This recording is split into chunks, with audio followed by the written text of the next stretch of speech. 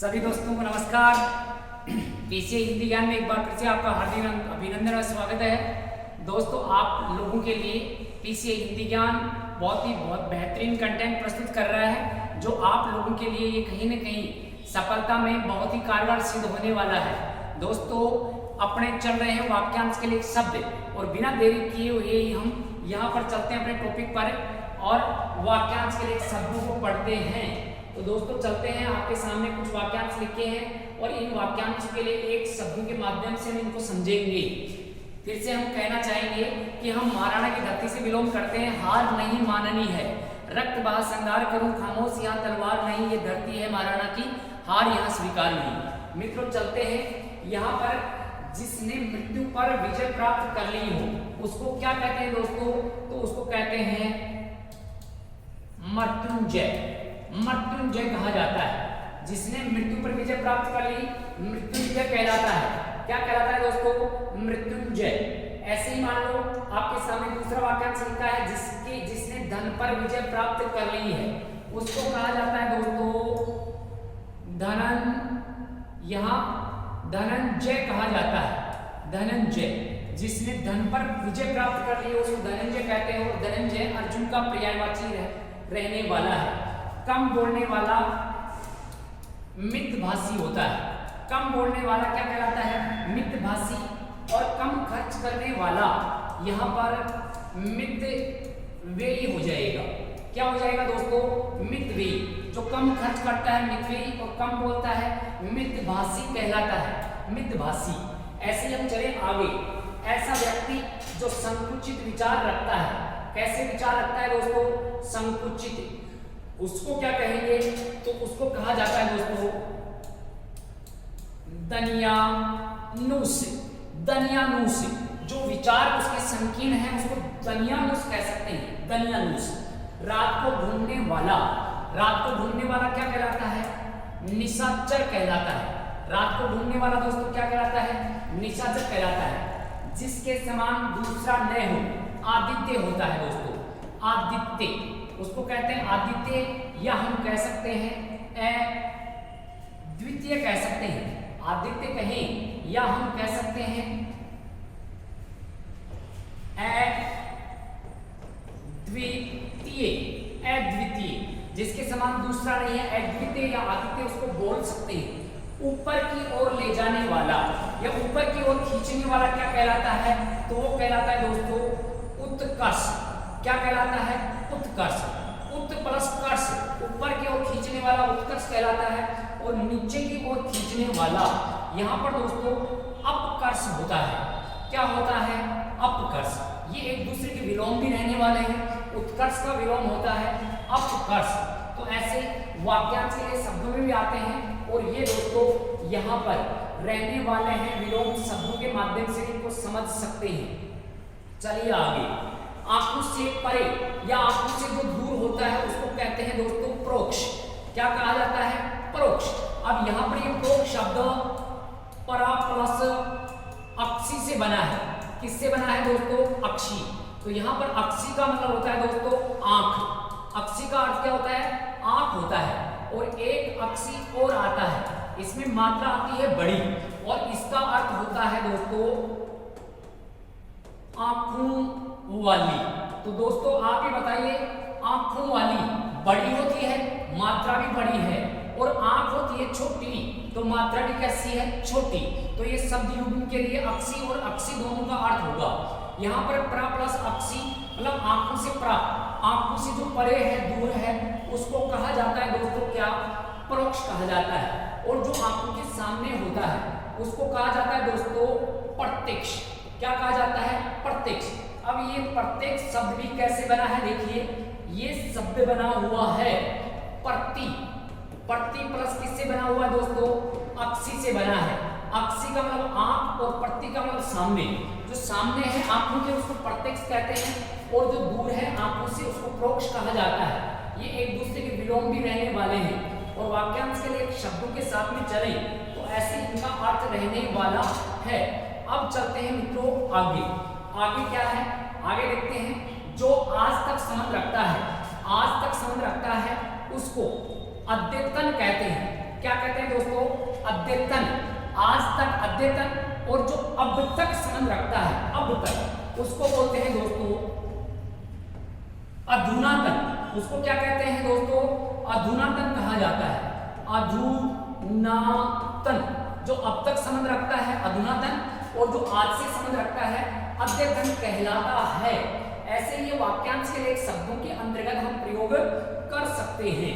जिसने निम्न वर्ग में जन्म लिया हो उसको क्या कहेंगे दोस्तों, उसको कहेंगे अंत्यज।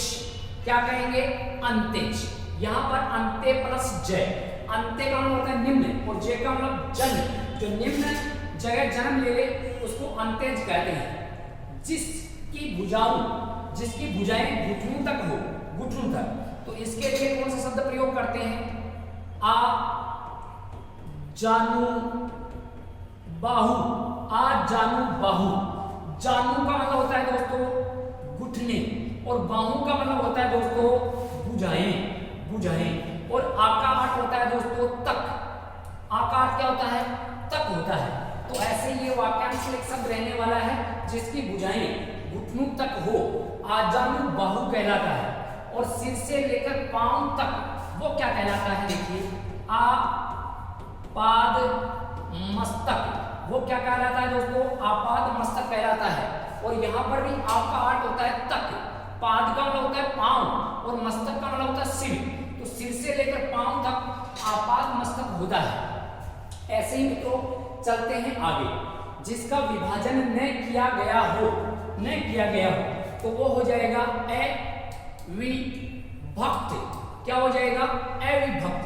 और जिसका विभाजन किया न जा सके उसको कहा जाता है अविभाज्य। उसको क्या कहा जाता है दोस्तों, अविभाज्य।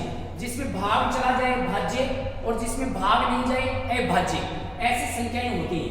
तो जिसका विभाजन न किया जा सके अविभाज्य होगा, और जिसका विभाजन न किया गया हो, किया जा सकता है लेकिन किया नहीं गया हो, तो अविभक्त होता है।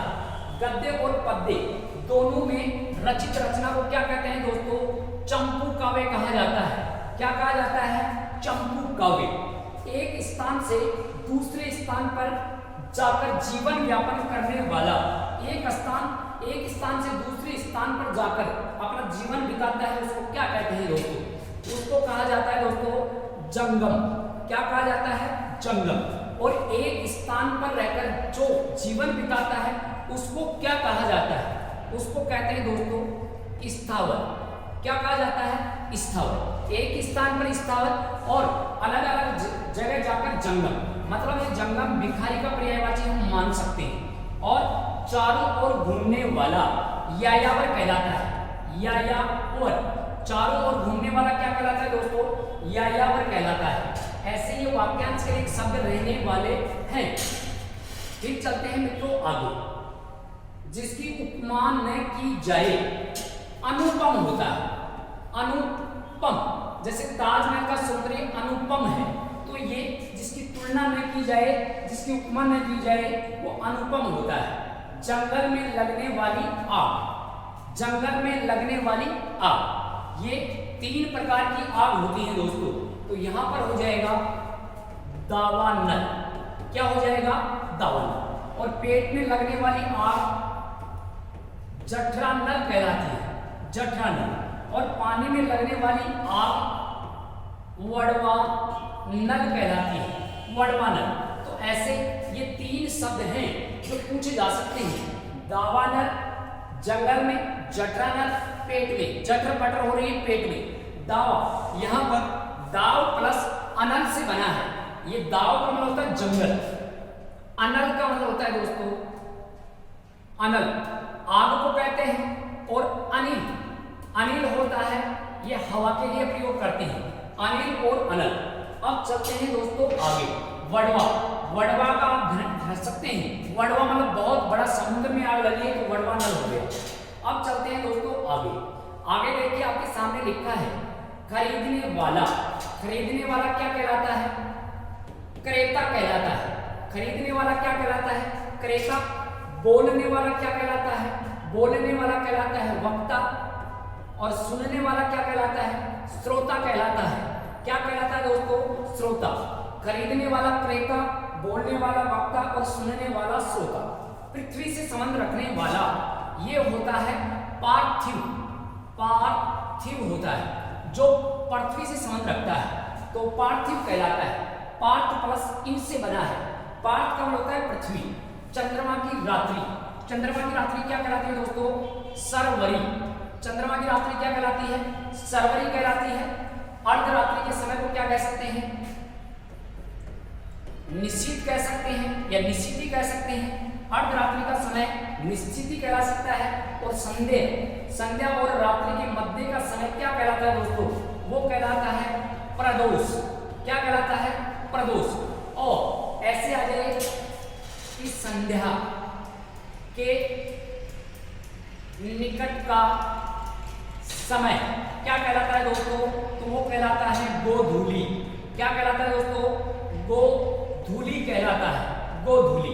तो देखो ये रात्रि के ही पर्यायवाची हो गए सारे के सारे। ये रात्रि के पर्यायवाची रहने वाले हैं।